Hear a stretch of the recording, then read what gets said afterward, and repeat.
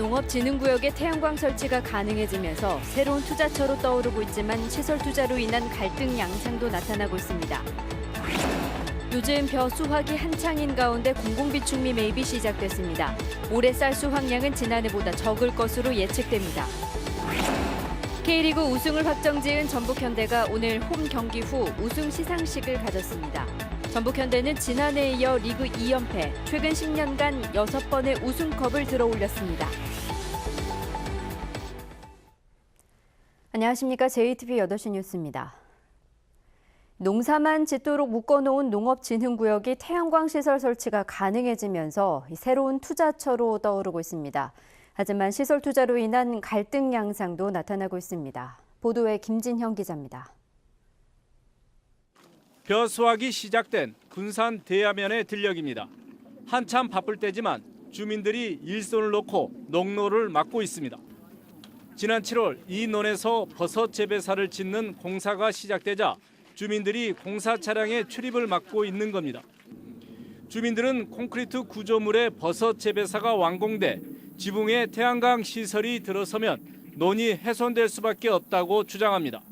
태양광 버섯 재배라든지 위장을 위한 위장을 해서 태양광 시설을 한다는 것은 상당히 미관상으로도 안 좋고 솔직한 얘기가 이 지역적으로 봐도 절대로 그런 시설은 안 좋다고 생각이 합니다. 1년만 하고 태양광 지면은 자기 입으로 수익이 1,000만 원 올라오고 뭐 한다는 말을 그냥 아예 대놓고 주민들을 그냥 아예 무시하고 이야기를 하더라고요. 지난 5월 농지법이 개정돼 농업진흥구역에 있는 농업 관련 건축물에 태양광 시설을 설치할 수 있는 길이 열리게 됐습니다. 동시에 임의하는 규제가 강화돼 태양광 시설 설치가 어려워지자 농업진흥구역이 태양광 투자처로 떠오르면서 이 같은 부작용이 나타나고 있습니다. 입소문을 탔는지는 모르겠는데 이게 좀 소문이 나가지고 지금 되게 문의가 많이 오시거든요. 그래서 식물재배사 문의가 진짜 많이 와요. 농업진흥구역이 새로운 태양광 투자처로 인식되면서 개발이 본격화하면 농지 해소를 우려하는 농민들과의 갈등이 더욱 확산될 것으로 보입니다. JTBC 뉴스 김진영입니다. 농촌 들녘이 황금빛으로 변한 요즘 벼 수확이 한창인 가운데 공공비축미 매입도 시작됐습니다. 벼를 내는 농민들은 수확량이 줄었다고 말합니다. 권대성 기자의 보도입니다. 김제한 미곡 종합 처리장입니다. 걷어들인 벼를 담은 대형 포대가 실린 차량들이 속속 들어옵니다. 건조 작업을 거치지 않은 산물벼를 중심으로 공공비축미 매입이 시작됐습니다. 전북에 배정된 공공비축미 물량은 47,400여 톤으로 전국에서 네 번째로 많습니다. 올해는 특히 친환경벼 2,000여 톤을 따로 매입합니다. 친환경 벼를 공공비축미로 매입을 통해서 소비처도 발굴을 되고 또 그에 따라서 친환경 벼 재배 면적이 늘어남을 통해서 공공비축미 매입이 시작되면서 쌀값과 쌀값에 크게 영향을 미치는 수확량에도 관심이 높아지고 있습니다. 보통 수확기에는 쌀값이 떨어집니다. 그런데 지난해 이어 올해 수확기에도 산지 쌀값은 강세를 이어가고 있습니다. 농민들은 수확량이 작년보다 떨어진다고 말합니다. 예를 들어서 100에 100% 따져자면 90%, 10%가 덜 나왔습니다.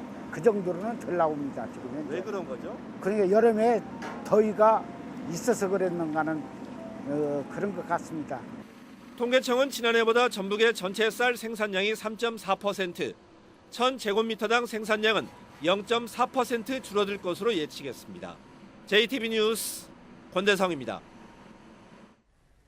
이달 초 K리그 우승을 확정지은 전북현대가 오늘 홈 경기 후 우승 시상식을 가졌습니다. 전북현대는 최근 10년 동안 6번이나 우승 트로피를 들어올리며 명실공히 국내 최고의 팀으로 자리매김했습니다. 조창현 기자입니다.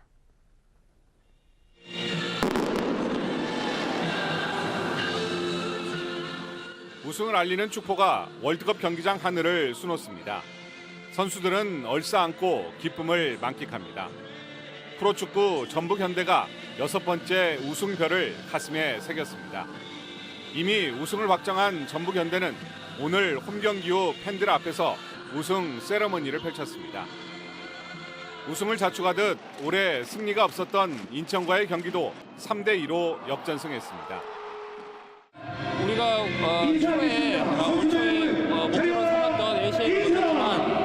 K리그를 조기 우승을 하게 돼서 너무 기쁘게 생각하고 있습니다.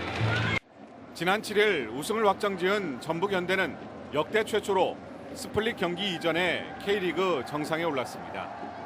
시즌 초반 9명의 선수가 대표팀에 차출돼 힘겹게 출발했지만 4월 중순 리그 선두에 올라선 후 단 한 차례도 1위 자리를 놓치지 않고 우승을 거머쥐었습니다. 올 시즌 최다 득점과 최소 실점으로 공수 양면에서 안정적인 모습을 보인 전북현대는 남은 시즌 동안 자신이 세운 최다 승점 기록 경신에 도전합니다. 우리가 6개 별을 달 수 있었던 것은 그 구단, 팬, 선수 삼위일체가 잘 이루어졌던 것 같습니다. 너무나 감사드리고 또 다시 이제 새로운 도전을 해야 될 것 같습니다. 중국 이적설이 나오고 있는 최강희 감독은 앞으로 구단과 거취 문제를 고민해 보겠다며 명확한 입장을 내지 않았습니다. 지난해에 이어 리그 2연패, 최근 10년간 6번의 우승컵을 들어올린 전북현대는 국내는 물론 아시아 최고 명문팀으로 확실히 자리매김했습니다. JTB 뉴스 조창인입니다. 전라북도가 농촌 지역의 상수도 보급률을 90%까지 끌어올리기로 했습니다. 전라북도는 도시 지역의 상수도 보급률은 99.4%에 이르지만 농촌은 85.5%에 머물고 있다고 밝혔습니다. 이에 따라 전라북도는 올해 27개 지역의 상수도를 보급하는 등 내후년까지 농촌의 상수도 보급률을 90%까지 끌어올릴 계획입니다. 전북 지역 학교 폭력 가운데 성폭력 범죄가 최근 3년 새 2배 가까이 증가한 것으로 나타났습니다. 경찰청이 국회 소병훈 의원에게 낸 자료에 따르면 2015년 대비 2017년 도내 학교 폭력 사례는 거의 비슷했지만 이 가운데 성폭력 범죄는 35건에서 64건으로 크게 늘었습니다. 소병훈 의원은 예방교육이 중요한 만큼 처벌 사항을 체험하고 느낄 수 있는 청소년 경찰 학교를 확대할 것을 경찰에 주문했습니다. 전주시가 성매매 직결지인 선미촌의 문화예술 복합 공간을 확충하기로 했습니다. 전주시는 지난 2016년에 매입한 성매매 건물에 8억 원을 투입해서 예술품 전시, 판매 공간을 확충할 계획으로 내년 5월부터 공사에 들어갈 계획이라고 밝혔습니다. 문화예술 공간은 3층 건물의 연면적 300제곱미터 규모로 지어집니다. 전북은행의 전세자금 대출 금리가 시중은행 가운데 가장 높은 것으로 나타났습니다. 주택금융공사가 더불어민주당 김병욱 의원에게 제출한 자료에 따르면 지난 8월 기준 전북은행의 전세자금 대출 금리는 평균 4.41%로 13개 시중은행 가운데 가장 높았습니다. 시중은행에서 가장 금리가 낮은 곳은 하나은행으로 2.96%였고 시중은행 평균은 3.04%였습니다. 김제 금산사 창건 1419주년 계산대제가 불굴계 인사와 신도 등 3천여 명이 참석한 가운데 열렸습니다.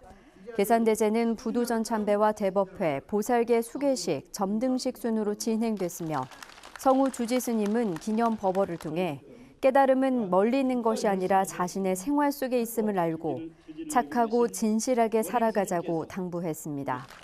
금산사는 백제 법왕 원년인 599년에 자복 사찰로 창건됐으며 국보인 미륵전과 고려 석조 건축물 등 여러 가지 보물을 보유하고 있습니다. 제20회 이창호배 전국 아마바둑 선수권 대회가 전국에서 500여 명의 선수가 참가한 가운데 오늘 농촌진흥청 강당에서 열렸습니다. 내일까지 계속되는 아마바둑 대회는 청장년부와 어린이부, 동호인부로 나눠 예선은 리그제, 본선은 토너먼트제로 진행되며 각 부문별 우승자에게는 상패와 상금이 수여됩니다. 전북은 오늘 낮 최고 기온이 20도 안팎의 평년과 비슷한 기온 분포를 보였습니다. 내일도 대체로 맑은 가운데 청명한 가을 날씨가 이어지겠습니다. 내일 아침 최저 기온은 1도에서 7도, 낮 최고 기온은 19도에서 21도가 예상됩니다. 오늘 밤부터 내일 아침 사이에 내륙을 중심으로 짙은 안개가 끼는 곳이 있겠습니다. 전주기상지청은 당분간 새벽에 서리가 내리고 산간 지역에는 얼음이 어는 등